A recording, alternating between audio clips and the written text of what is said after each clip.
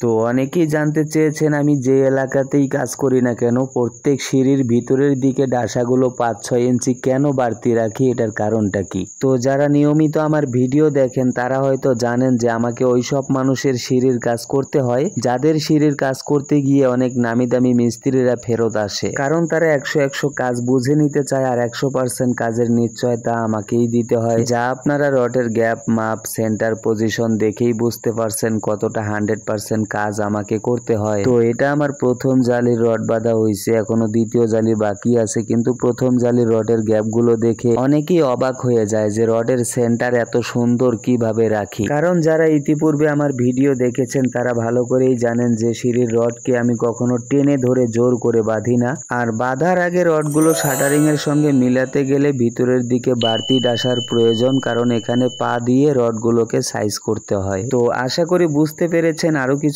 জানার থাকলে কমেন্টে প্রশ্ন করবেন, ইনশাআল্লাহ কমেন্ট অনুযায়ী ভিডিও পেয়ে যাবেন।